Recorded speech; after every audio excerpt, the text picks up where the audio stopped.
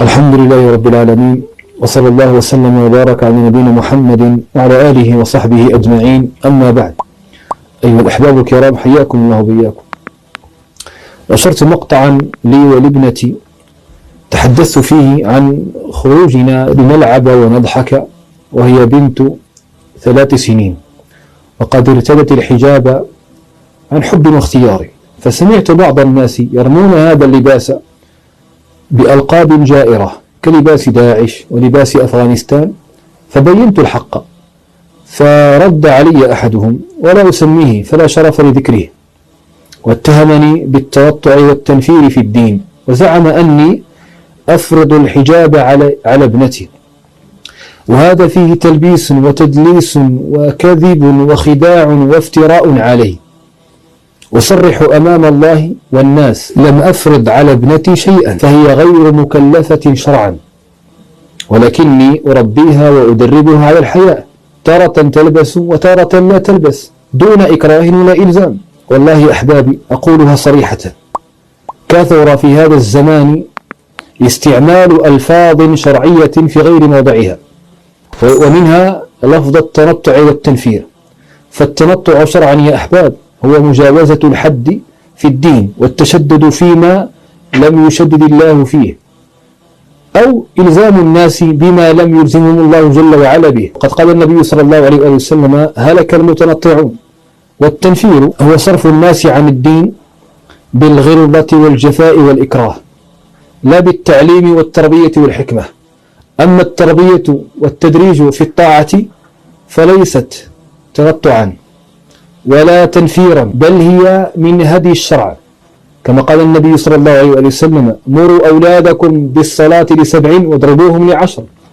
فهذا تعليم قبل التكليف وتربية قبل الإلزام، ولا يصح شرعا أن نصف تعليم الصغار الحياء والطاعة بأنه تنطع أو تنفير ما دام بلا إكراه ولا إلزام. أقولها بملء فمي، أنا أنشر ما أعتقد ولا ألزم أحدا بما أعتقده، وهذه ابنتي، وأنا أدرى بمصلحتها من أي شخص مهما كان حجمه ومهما كانت منزلته. وختاما أقول: لمن افترى فحسابه عند الله جل وعلا، وعند الله تجتمع الخصوم، والله هو الديان يوم الدين. السلام عليكم ورحمة الله وبركاته. في هذه الفيديو اضطررت لبيان الحقيقة فيما ذهب إليه أحد الإخوة الملتحين، لعله من السلفيين، لست أدري، لا أعرف مرجعيته الفقهية، لا أقول الدينية، ومسلم. فالحقيقة اضطررت للرد عليه في هذه النقطة بالذات، لأنها حقيقة تتسبب في التنفير من الإسلام. فهذا الأخ يدعو إلى الإسلام ويدعو إلى الحجاب وتحجيب الفتيات والستر وإلى آخره، في الوقت الذي ينفر من دين الله عز وجل بجهله في فهم مقاصد الشريعة، مقاصد الحجاب الإسلامي في حد ذاته. أولا، أنا مضطر لإظهار صورته وصورة طفلته، أصلحها الله وأصلح الله بناتي وأبناء المسلمين جميعا. مضطر لأظهر صورته وصورة طفلته، لأنه خرج علينا في فيديو يظهر نفسه ويظهر صبيته التي جعلها مادة للجزئية الفقهية، حجاب الفتيات في حد ذاته. إذن لا ضرر ولا ضير في أن أظهر صورتك أيها الأخ، وأيضا نستمع إليك ثم نرد عليك. السلام عليكم ورحمة الله وبركاته. أيها الأحباب الكرام، حياكم الله. رسالة في عجالة. خرجت أنا وابنتي نتجول ونستريح، تلعب وتضحك، وهي في عمر 3 سنين، والحمد لله مرتدية للحجاب الشرعي. فمرنا بقوم فسمعنا سخرية وتلميحا، يقولون: لباس داعش، لباس أفغانستان، وهي ما زالت صغيرة. أريد أن أسألكم: لماذا هذا الاحتقار للحجاب الشرعي؟ لماذا يستصغر ما أمر الله به ويقال عنه ما زالت صغيرة؟ والله هذه الكلمة هي التي أفسدت كثيرا من النساء. أخيرت الطاعة وقتلت الحياء، فالصغار ليس مانعا من العفة، بل هو وقت الغرس، ومن زرع فيه الحياء كبر عليه. والحجاب ليس قيدا بل كرامة، وليس تشددا بل طاعة. نسأل الله تعالى أن يردنا إلى دينه ردا جميلا. آمين. السلام عليكم ورحمة عليكم السلام ورحمة الله وبركاته. فما جاء به هذا الشخص في هذه الفيديو فيه كذب على الله. الله عز وجل لم يفرض الحجاب على الصبيات، هذا كذب على شريعة الإسلام. ربنا عز وجل أنت الآن تخلط بين وجوب الحجاب الشرعي على المرأة أو الفتاة المسلمة وتحجيب الصبيات 3 سنوات، عمرها 3 سنوات، ثم تقول حكم الله وتقول شريعة الله والحجاب الشرعي، ولماذا يستهزئون لا لا لا لا، هم يستهزئون بفقهك أنت للحجاب الشرعي، هم يستهزئون بغلوك وبتنطعك وتشددك، وهذا يجرك إلى الهلاك. في الحديث الصحيح الذي رواه مسلم: هلك المتنطعون، هلك المتنطعون، ويكررها 2 أو 3 مرات. إنما هلك من قبلكم بالغلو في الدين. أيضا استعمل النبي صلى الله عليه وسلم الهلاك. قوم شددوا فشدد الله عليهم، شددوا على أنفسهم فشدد الله عليهم، أنت تشدد. المشكل ليس في مشكل الحجاب الشرعي موجود وثابت بالكتاب والسنة والإجماع ولا خلاف في ذلك، خلاف في تغطية الوجه فقط. لكن أن تجعل الحجاب فريضة شرعية كما تقول، وبخصوص هذا أنا رأيت بعيني، والله الذي لا رب سواه، رأيت بعيني امرأة منقبة وفي يدها صبية، ربما مثل هذه الصبية البريئة، 3 سنوات ومنقبة. لماذا؟ لأن لها زوجا ربما قال لها هذا هو الحجاب الشرعي كما يقول هذا الأخ. الحجاب الشرعي هذا غلو في الدين، هذا تنفير للناس مما فرضه الله عز وجل. وأنت إذ تقول هذا الكلام، أولا سأعرض كلامك جملة، ثم بعد ذلك سأحيلك على فتاوي أهل العلم الكبار ممن أنا أجزم أنك تؤمن بسعة علمهم، حتى نضع النقط على الحروف. إذن نستمع لهذا الشخص. وبركاته. أيها الأحباب الكرام، حياكم الله. رسالة في عجالة.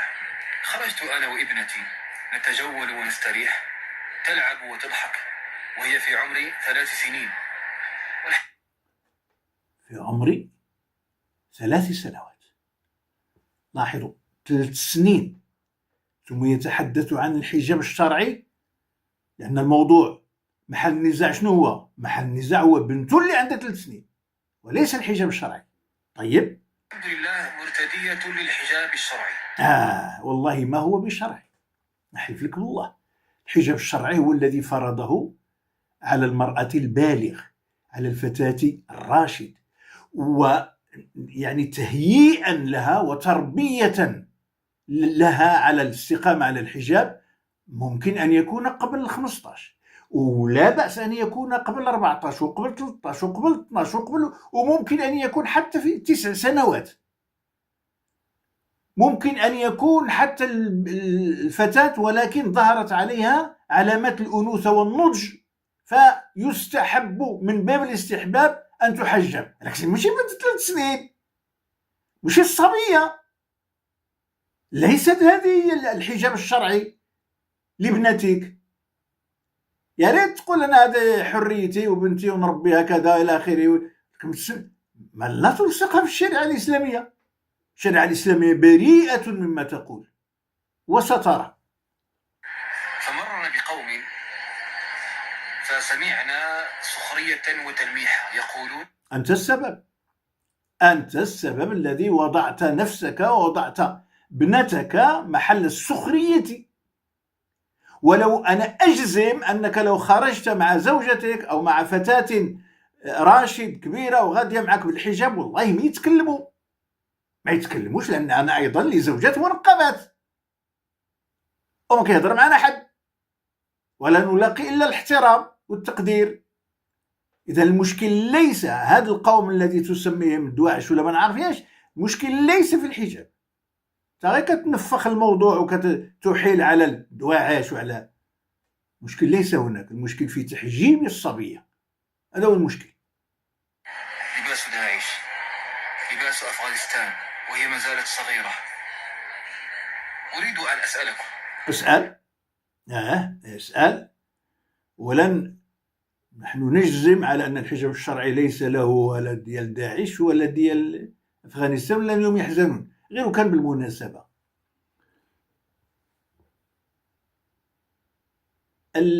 الصواب هو أن ترتدي المرأة المغربية اللباس الشرعي المغربي حتى لا يكون لباس شهرة، لأن مما يخرم شرعية الحجاب أن يكون لباس شهرة. فكما أن المرأة المغربية بجلابة والتام في قندهار ولا في كابول ولا ما نعرف بيشاور سيكون لباس شهرة، لأن تما كيعرفوا البرقوع ولا كيعرفوا ذاك الحجاب بالطريقة ديالو. كذلك إذا درتي البرقوع هنا فهذا لباس أفغانستان ولباس شهرة كذلك. إذن كل امرأة كدير الحجاب حسب المواصفات ديال بلادها حتى لا يكون لباس شهرة. المغربيات بالحايك وجدودنا وجداتنا وكلهم جداتنا وأمهاتنا كانوا بالحايك. الحايك هذا حجاب شرعي نابع ونابت في الأرض المغربية. يا الله سيدي ما كاين بس جلابة والتام، حجاب مغربي. وإذا درت لنا شي حاجة شرقية ما يعني لباس شهرة، من حقهم يكونوا هذا اللباس ديال أفغانستان. لاحظ قالوا اللباس ديال أفغانستان، ما قالوش اللباس ديال الشرع. فإذا أنت ورطت نفسك، أنت الذي وضعت نفسك في محل التهمة. لماذا هذا الاحتقار للحجاب الشرعي؟ هذا كلام باطل أخي، هذا كلام فاسد. الاحتقار للحجاب الشرعي ردة مخرجة من الملة. هم لم يحتقروا، فيما أرى لم يحتقروا الحجاب الشرعي، احتقروا فهمك للحجاب الشرعي فألزمت به صبيتك الصغيرة. ولماذا لم تلزمها بالنقاب؟ والنقاب يقول به الكثير من أهل المذاهب، كالمذهب الحنبلي أحمد بن حنبل مثلا يرى أن النقاب واجب، وبالي عن المذهب الحنبلي يرى أن المرأة إذا كشفت عن وجهها فهي سافر. ويقول بهذا الكثير من الفقهاء لا سيما الآن في الخليج العربي والسعودية تحديدا على سبيل المثال. على كل حال سأجيبك بفتوى الشيخ بن باز مفتي المملكة العربية السعودية رحمة الله عليه، وهو أكبر عالم وأكبر مفت عند السلفيين على الإطلاق. لذلك سأجيبك بفتواه هو وليس بفتواي أنا. ماذا يستصغر ما أمر الله به؟ هذا كذب وافتراء وباطل، وأنت تتهم الناس بما لم يقولوه. افتراء واحتقار لما أنزل الله. الاحتقار والافتراء على ما أنزل ردة. أنت تكفر إذن أولئك الناس، لأن أنا أفتيك من يحتقر شريعة الله فهو كافر بالله مرتد. من يحتقر الحجاب الذي أنزله الله، شرع الله في الحجاب، فهو كافر بالله عز وجل. إذن لماذا تصف الناس بأوصاف تخرجهم من الملة؟ ويقال عنه ما زالت صغيرة. والله هذه يا الله، وأنا أضيف صوتي إلى صوتهم، ما زالت صغيرة. أخي ما زالت صغيرة، وأنت ستحلف بأن هذه الكلمة ما لها هذه الكلمة؟ هي التي أفسدت كثيرا من النساء. أخرت الطاعة وقتلت الحياة. فالصغار لا علاقة. الطاعة، الصغار، النقش، التربة، الإنبات، التنبيت إلى آخره. ما هذا بنتك راه الآن محلها في اللعب، حقها أن تلعب مع قريناتها، حقها أن تتخذ لها مقعدا في الحضانة للتعليم وللتربية، حقها أن تلازم أمها تعلمها أشياء في باب التربية، تخرج معك لا بأس لا بأس. الآن أنا أسألك، إذا خرجت هذه الطفلة مكشوفة الشعر هل هي متبرجة؟ لا والله. هل هي سافر؟ لا والله. هل هي ملعونة؟ لا والله. خرجت عارية 3 سنين، 3 سنين. حتى إن الكثير من العلماء يقولون الصبي لا عورة له، الصبي لا عورة له. على كل حال ليس مانعا من العفة، بل هو وصلنا للعفة. البنت عندها 3 سنين ويتحدث عن العفة. وقت الغرس، ومن زرع فيه الحياء كبر عليه. والحجاب ليس قيدا بل كرامة، وليس تشددا بل طاعة. فلاحظوا كيف أن الرجل خاوي الوفاض وخرج من محل النزاع ومن البيت القصيد الذي هو تحجيب الصبية، وراح يتحدث عن العفة وعن الحياء وعن التربية وعن شريعة الله وعن إلى آخره، بمعنى أنه لم يوجب ولم يقل كلمة واحدة في وجوب أو استحباب تحجيب الصبية.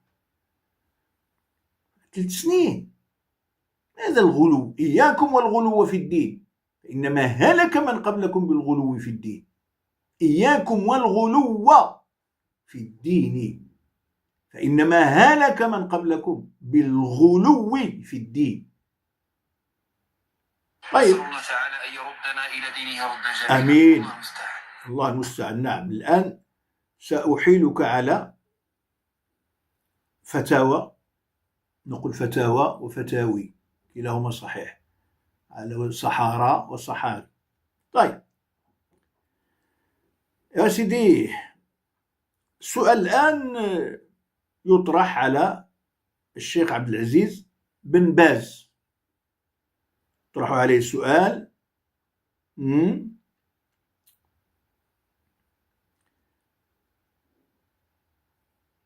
سمعوا الجواب. السائلة من جدة رمزت لاسمها بشين جدة، تقول: سماحة الشيخ، لزوجي ابن أخت عمره ما يقارب من 13 عاما، أنا لا أحتجب منه وأشعر بضيق من هذا لأنني أخاف. إذن هذه زوجة لا تحتجب من ابن أخيها، مش ابن أخيها، من رجل شاب غير محرم عنده 13 سنة.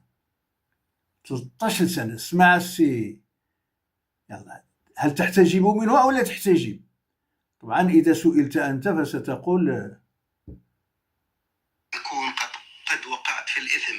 تقول: فأرجو من سماحتكم إعلامنا بالسن الذي يجب على المرأة أن تحتجب فيه عن الأطفال مأجورين.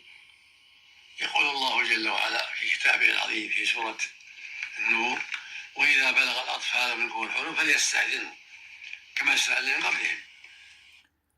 الفقاه، هل بلغت ابنتك الحلم؟ الله عز وجل يقول: وإذا بلغ الأطفال منكم الحلم. الأطفال ذكر بلغوا الحلم، ايش غيعملوا؟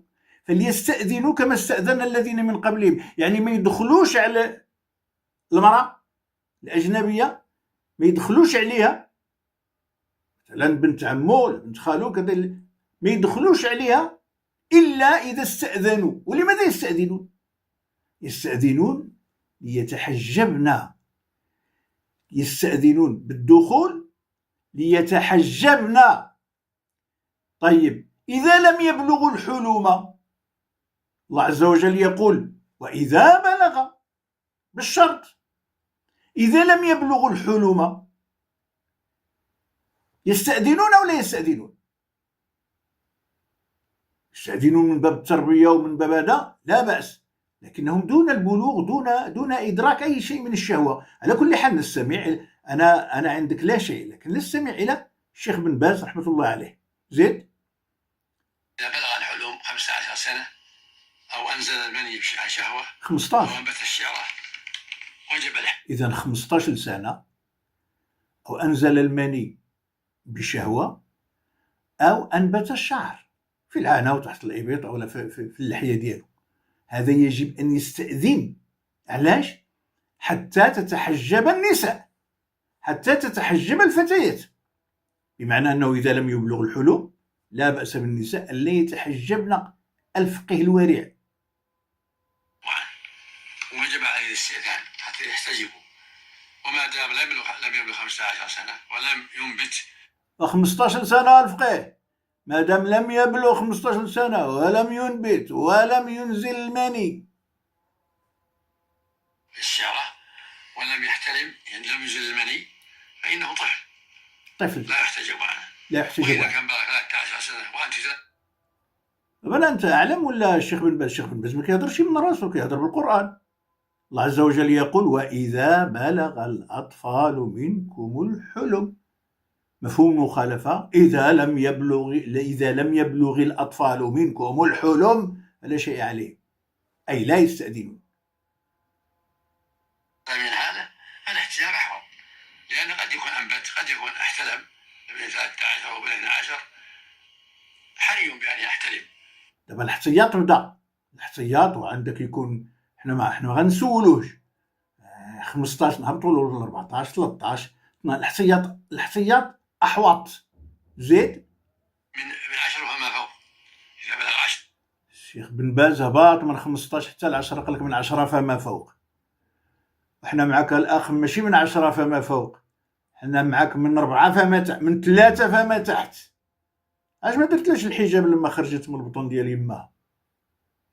ما فوق حري يحتلم، فإذا احتجبت عند من 10 فأكثر من باب الاحتياط حسن، وإلا فلا يجب إلا على من 15 سنة فأكثر، لأنه هو متيقن أنه احتلم، أنه بلغ الحلم، أو شخص يقر ويعترف أنه احتلم أنزل المني، أو يقر أنه أنبت، فهذا يكون قد بلغ يحتجب له. أحسن الله إليكم سماحة الشيخ. شفت الدين كيفاش سهل الفقه؟ شفتي كيفاش كطرطقوا كتزيروا وتسمون هذاك التشديد تسمونه دينا، ومن عارضكم في ذلك سميتموه محاربا لشرع الله، واصدرتم فيه فتوى داعش ولا ما نعرفياش. ماذا انت تقول في الشيخ بن باز؟ ماشي في الشيخ بن باز، ماذا تقول في قول الله عز وجل: واذا بلغ الاطفال منكم الحلم؟ طيب،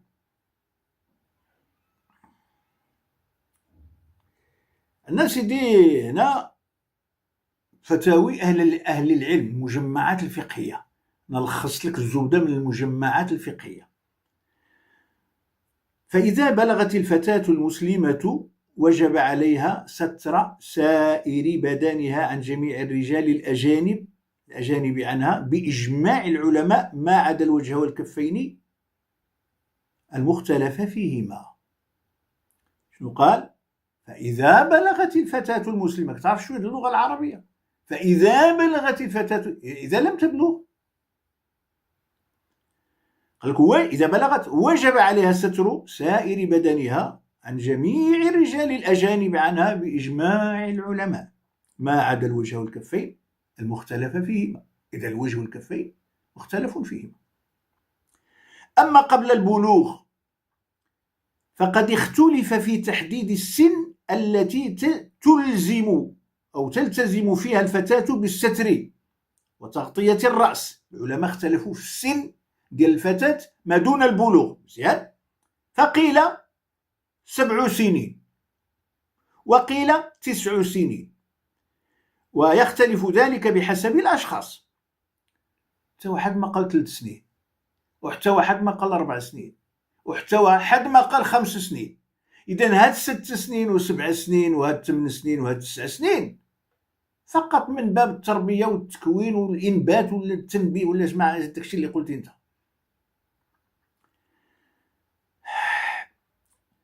ويختلف ذلك بحسب الأشخاص، فقد تظهر على الفتاة مظاهر النساء.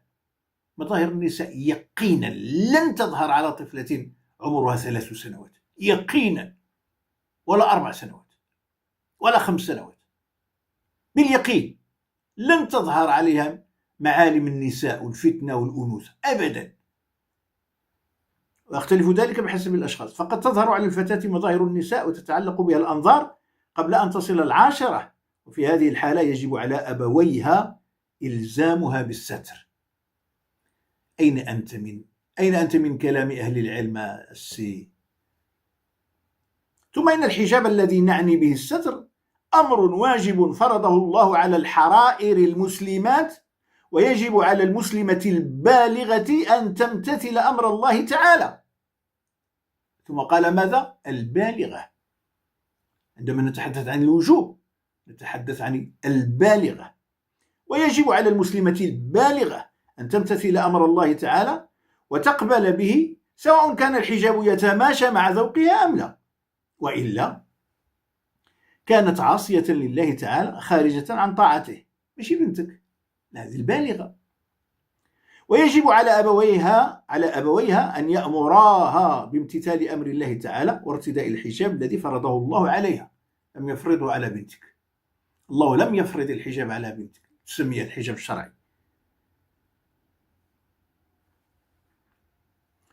فإن تخلى أحدهما عن واجبه فقد عصى الله تعالى وضيع أمانته بإهمال من جعله الله تحت رعايته، ومن أهمل تعاليم أولاده وبناته ما ينفعهم فقد أساء إلى آخره إلى آخره إلى آخره.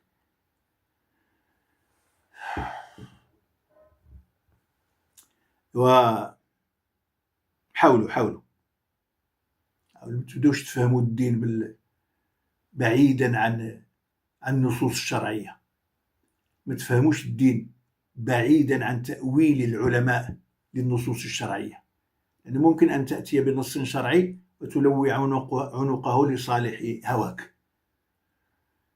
هذا يكفيك.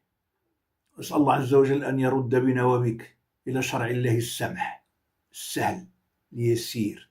إن الدين يسر ولن يشاد الدين أحد إلا غلبه، فسددوا وقاربوا وأبشروا واستعينوا بالغدوة والروحة وقليل من الدلجة أو شيء من الدلجة، أو كما قال النبي صلى الله عليه وسلم، رواه البخاري.